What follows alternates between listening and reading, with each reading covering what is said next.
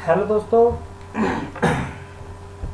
आप सभी दोस्तों का मैं फिर से स्वागत करता हूं अपने चैनल पे जिसका नाम है ऑनलाइन सेवा। दोस्तों ये चैनल आप ही लोगों का है, आप लोगों का प्यार है, इसीलिए ये मेरा चैनल बना हुआ है। आप लोग यहाँ पे अच्छे अच्छे कमेंट डाल रहे हैं, मेरे वीडियो को सपोर्ट कर रहे हैं और मुझे मोटिवेट कर रहे हैं कि मैं यहाँ पे वीडियो अपलोड करता रहूँ। यहाँ पे जितने भी मेरे नए दोस्त हैं जो ये पहली बार वीडियो देख रहे हैं, प्लीज़ वो मेरे चैनल को सब्सक्राइब कर लें। अब देखिए, सब्सक्राइब करने के लिए आपका ही फ़ायदा है। अगर आप सब्सक्राइब करेंगे, यहाँ पे जब भी मैं कोई वीडियो अपलोड करूँगा उसका नोटिफिकेशन आप पे पहुँचेगा। जैसे देखिए 2 नोटिफिकेशन आए हुए मेरे पास, इसी तरीके से आपके पास भी 2 नोटिफिकेशन आ जाएंगे। 2-3 जितने भी वीडियो मैं डालूंगा उसके नोटिफिकेशन आप तक आते रहेंगे और उस वीडियो को देखकर आप फ़ायदा उठा सकते हैं, यानी नॉलेज ले सकते हैं कि वो वीडियो आपके लिए कितना फ़ायदेमंद होगा। लास्ट वीडियो में मैंने आपसे इस टॉपिक पे बात करी थी जिसका नाम था RCM, रिवॉर्ड चार्ज मैकेनिज्म। वहाँ मैंने 2 टॉपिक बताए थे आपको कि मान लीजिए इनवॉइस के ऊपर हमने फ्रैट लगाया और पार्टी को हमने भेज दिया। पार्टी ने उस इनवॉइस का अमाउंट हमें दे दिया। अब जब मैंने फ्रैट लगाया होगा इनवॉइस के ऊपर तो उस फ्रैट के ऊपर भी GST कैलकुलेट हुआ होगा। चलिए, एक टैक्स तो वहाँ से आ गया मेरे पास, और वो मेरा रिवर्स चार्ज बना नहीं। रिवर्स चार्ज कब बना? जब ट्रांसपोर्टर ने मुझे अपना बिल मेरे नाम पर दिया। अब वो जब बिल मुझे देगा तो उस बिल के ऊपर वो टैक्स कैलकुलेट नहीं करेगा, टैक्स लगाएगा नहीं वो। तो उसके बिहाफ पर मैं RCM करूँगा, यानी रिवर्स चार्ज उस पर लगा दूंगा और उस टैक्स के अमाउंट को मैं गवर्नमेंट को पे कर दूंगा और उसका इनपुट क्रेडिट मैं अगले मंथ ले लूँगा। ठीक है, लेकिन मैंने अपने लास्ट वीडियो में आपको जो बताया मैंने बताया था कि मान लीजिए इनवॉइस के ऊपर तो मैंने फैट नहीं लगाया, सिंपली मैंने 10,000 का बिल काटा, CGST और HGST उसके ऊपर कैलकुलेट करा और अपने बायर को बिल दे दिया। ट्रांसपोर्टर ने जो बिल दिया मुझे वो इनवॉइस पे तो मैंने मेंशन किया नहीं था पार्टी के, तो उस केस पर हम टैली में कैसे एंट्री करेंगे ये वीडियो अपलोड मैंने करा था। उम्मीद करता हूँ कि ये वीडियो आप लोगों को समझ में आया होगा। नहीं आया होगा तो कमेंट आप कर ही रहे हैं, मैं उसका आपको रिप्लाई कर ही रहा हूं। दोस्तों, आज के टॉपिक में आज के वीडियो में जो दूसरा टॉपिक था कि इनवॉइस के ऊपर जब हम मेंशन करेंगे फ्रैट को तो उस केस में हम उसकी एंट्री कैसे करेंगे, आज मैं वो आपको बताऊंगा। तो प्लीज़ ये वीडियो शुरू से एंड तक देखिएगा, तभी आपको समझ में आएगा। तो चलिए वीडियो में स्टार्ट करता हूँ। और आप सभी दोस्तों का मैं फिर से शुक्रिया करना चाहता हूँ कि आप लोग मुझे इतना सपोर्ट कर रहे हैं, मेरे वीडियो को लाइक कर रहे हैं, सब्सक्राइब कर रहे हैं और शेयर भी कर रहे हैं अपने दोस्तों के साथ। थैंक यू सो मच अपना प्यार दिखाने के लिए।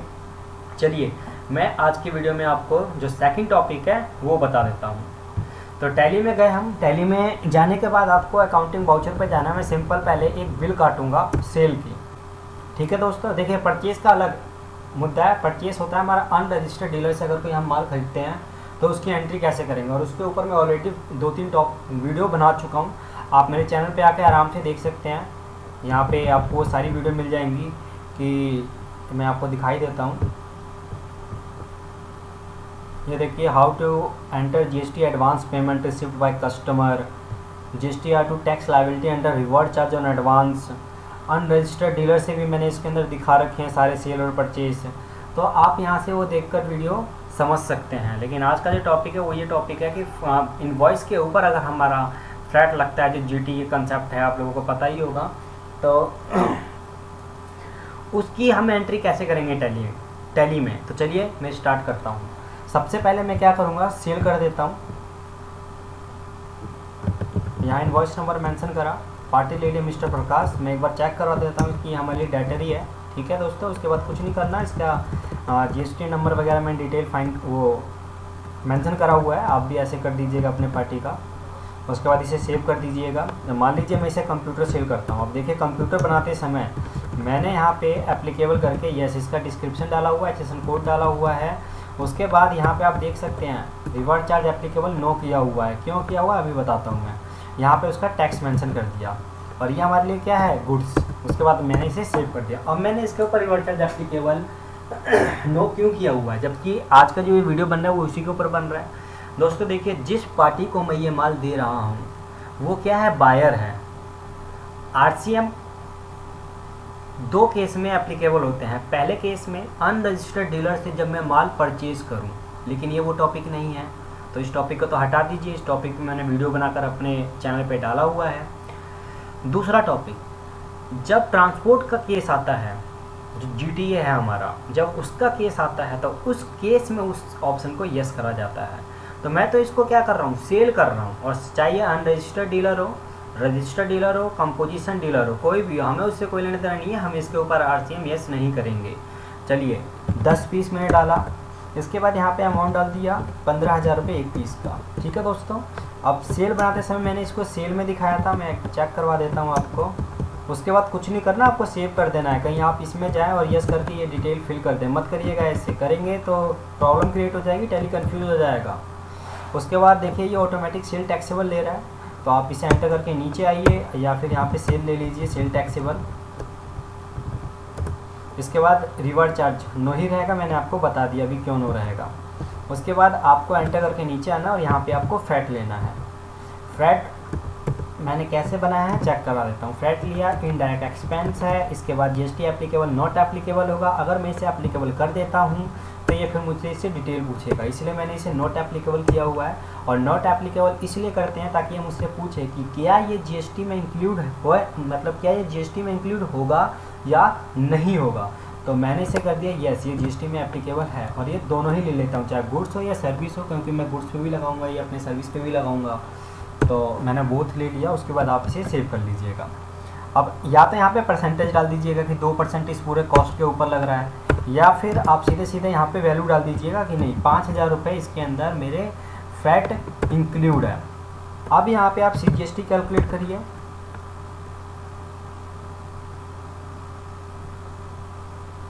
और एक मिनट रुकिए, ये ना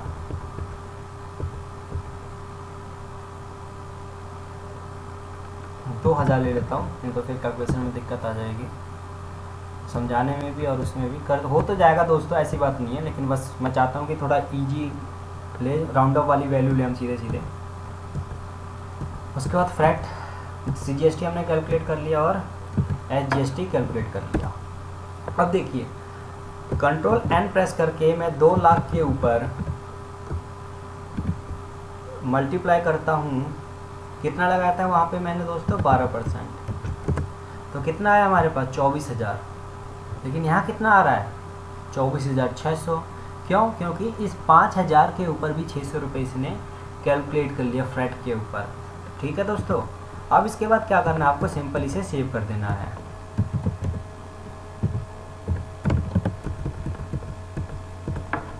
ठीक है दोस्तों, अब चलिए हम इसका फैक्ट देखते हैं कहाँ कहाँ पड़ा होगा। पहला बैलेंस शीट में गए, ऑल टैब बंद दबाइए और यहाँ पे देखिए 24,600 ये इसके ऊपर आ गया।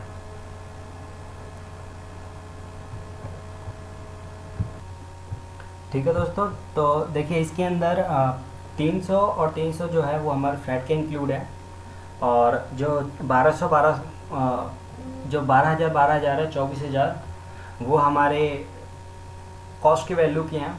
तो पहला फैक्ट तो हमने यहाँ देख लिया। अब एक चीज़ मैं आपको बताता हूँ, इसमें खास तौर से ध्यान से सुनिएगा। देखिए पहला चीज़ क्या है, अब ट्रांसपोर्ट वाला क्या करेगा, वो बिल मेरे को ला कर देगा। ठीक है, और जो उसका खर्चा 5,000 जो उसका बन रहा था वो मैंने इन्वॉइस पे इंक्लूड करके अपने पार्टी को दे दिया। उस 5,000 के ऊपर भी टैक्स कैलकुलेट हो गया। अब जब पार्टी मुझे, जब मेरा जो ट्रांसपोर्टर है वो बिल मुझे ला कर देगा, तो उसके ऊपर भी मैं टैक्स कैलकुलेट करूँगा, क्योंकि वो टैक्स लगा कर तो देगा नहीं मुझे, वही मेरे RCM के अंदर आएगा, तो वहाँ पर भी मैं टैक्स कैलकुलेट करूँगा। तो अब इस दोनों बीच में क्या होगा क्या नहीं होगा वो चीज़ समझने वाली चीज़ है, तो ध्यान से देखिएगा ताकि आपको कंसेप्ट क्लियर हो। अब हम चलते हैं अकाउंटिंग वाउचर में और परचेज पे चलते हैं। परचेज पे चलने के बाद इसे अकाउंटिंग इनवॉइस पे क्लिक करके आप सेलेक्ट कर लीजिएगा। उसके बाद यहाँ पे डाल दीजिएगा इसका इनवॉइस नंबर,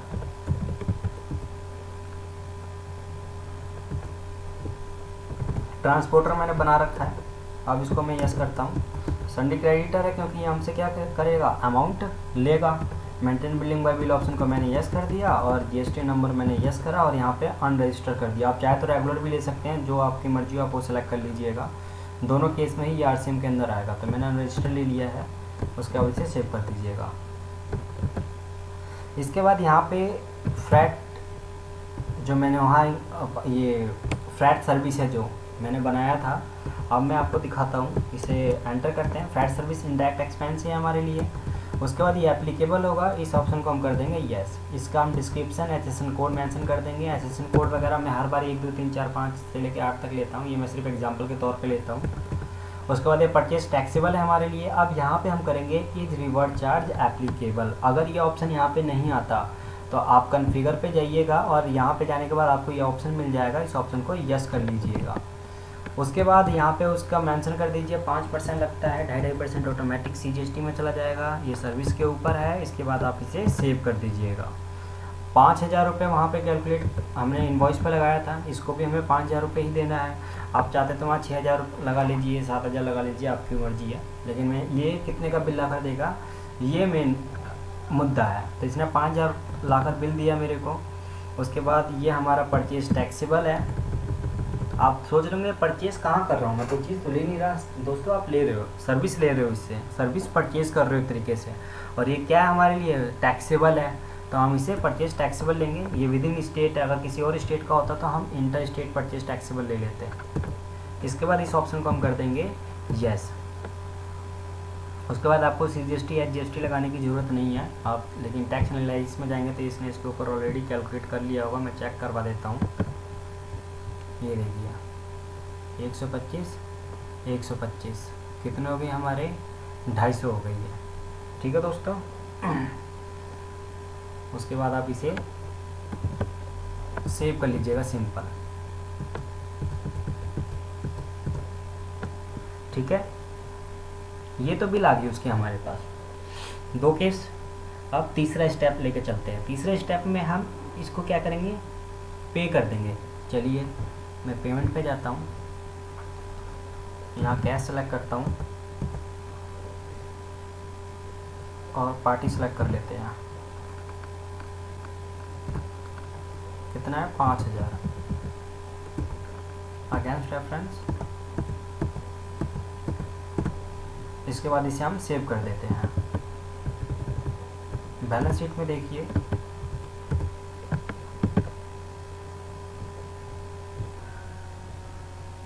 तो ऑल टैब 1 दबा दीजिए। यहाँ पे देखिए ड्यूटी एंड टैक्स, ये वही है जो मैंने इनवॉइस पे मेंशन करा था। जो सर्विस मैंने परचेज़ करा उसका यहाँ पे कोई डिटेल नहीं आया।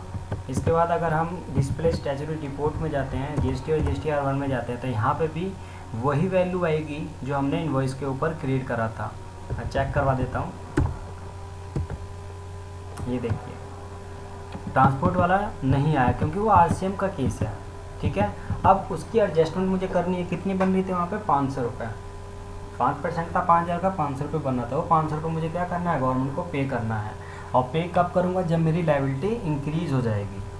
तो चलिए अकाउंटिंग वाउचर में चलते हैं और यहाँ पे जाने के बाद आपको जर्नल पे जाना है और जर्नल पे जाने के बाद स्टेटमेंट अर्जेंट सेलेक्ट करना है। GST increase of tax liability ये सिलेक्ट कर लेंगे।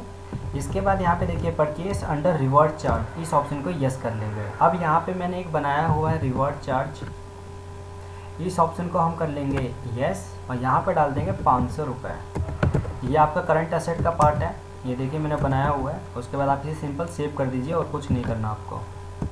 उसके बाद यहाँ पे GST ले लीजिए 250 और CGST ले लीजिए 250। ध्यान से सेलेक्ट करिएगा कहीं दोनों में GST ना लगा दें।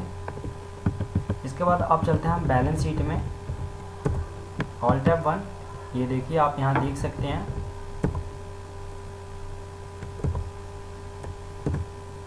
रिवर्ड चार्ज आ गया यहाँ 250, रिवर्ड चार्ज आ गया 250, यानी हमारी लायबिलिटी इंक्रीज हो गई। अब अगले महीने हम क्या करेंगे, इसको पे करेंगे गवर्नमेंट को, तभी इसका हमें इनपुट मिलेगा। तो चलिए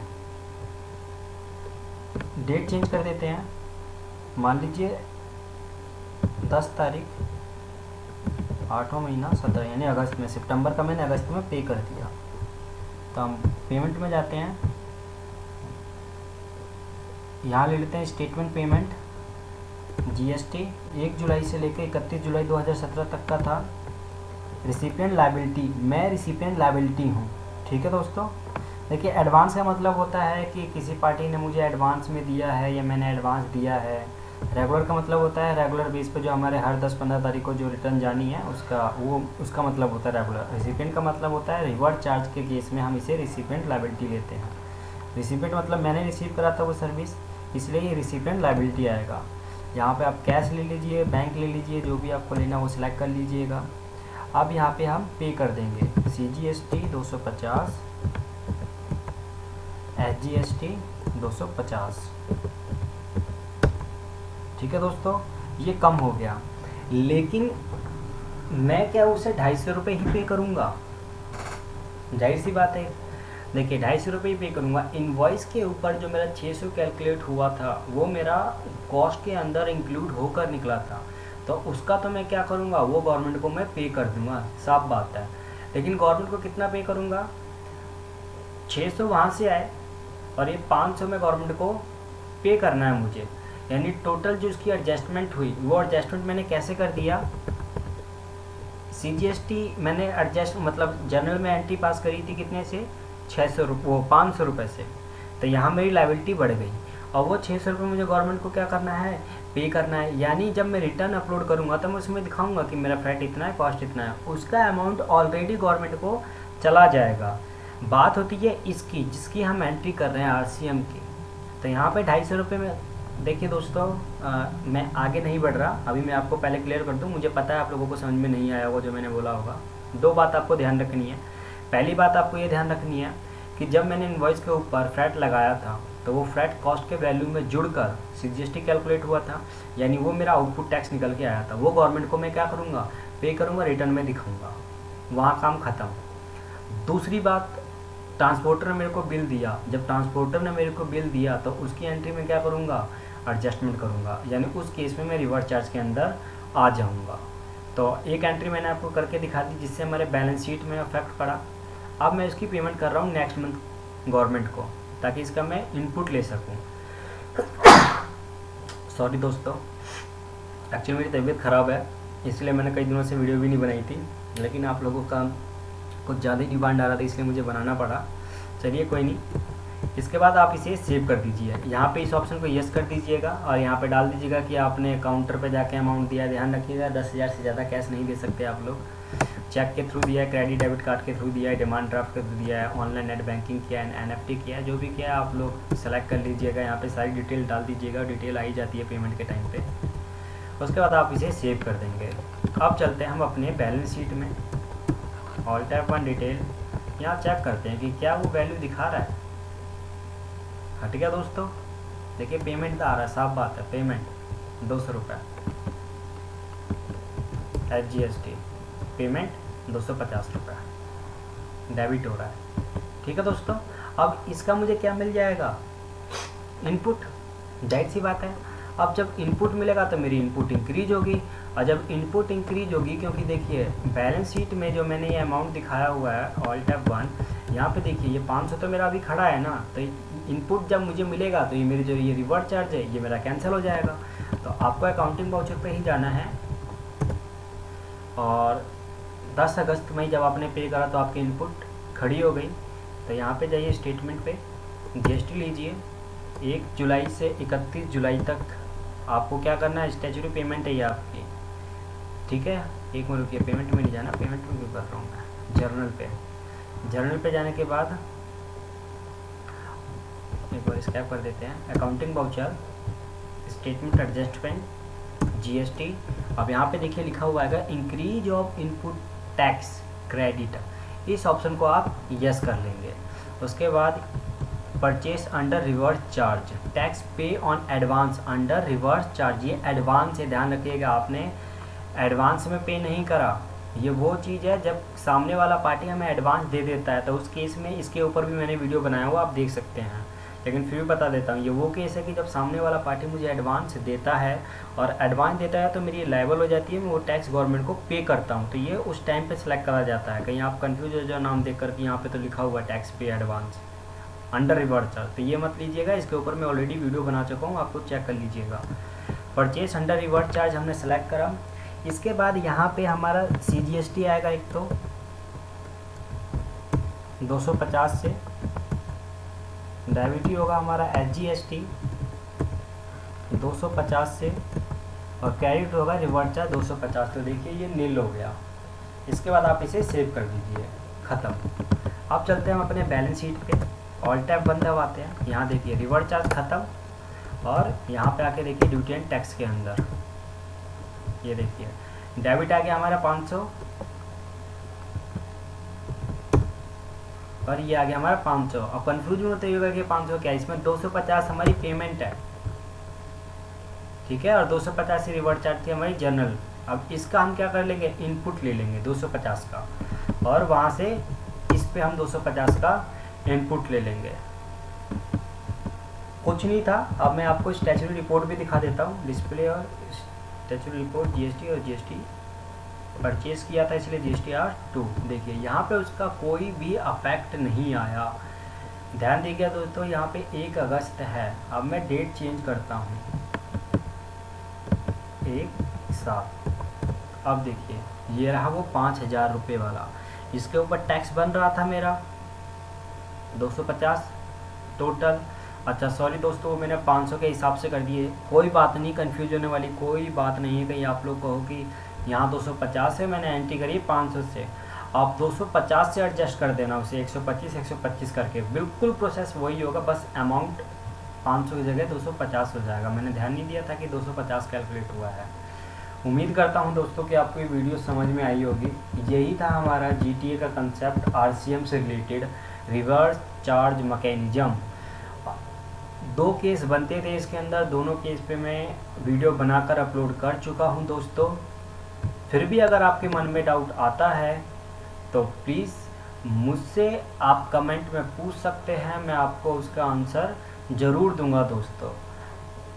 अगर यहाँ पे जो मेरे नए दोस्त हैं वो प्लीज़ पहले इस वीडियो को देखिएगा, ये वीडियो देखेंगे तभी आपको सेकंड वीडियो समझ में आएगी, वरना आपको समझ में नहीं आएगी। तो चलिए मैं आपके लिए नेक्स्ट वीडियो अपलोड करूँगा अगर आप लोगों को कोई डाउट मुझे मिलता है। नहीं तो जो मेरे कमिंग नेक्स्ट वीडियो जो है उस वीडियो में मैं कोशिश करूँगा कि आप लोगों को बता पाऊँ कि हम डायरेक्ट टैली से GST के पोर्टल पर रिटर्न कैसे अपलोड करेंगे। उसका एक एक कंसेप्ट, एक एक चीज़ आपको बताऊंगा। लेकिन वो चीज़ जानने के लिए दोस्तों आपको क्या करना होगा, मेरे चैनल को सब्सक्राइब करना होगा, क्योंकि अगर आप सब्सक्राइब नहीं करेंगे तो आपको नहीं पता चलेगा कि मैंने यहाँ वीडियो अपलोड करा है या नहीं करा।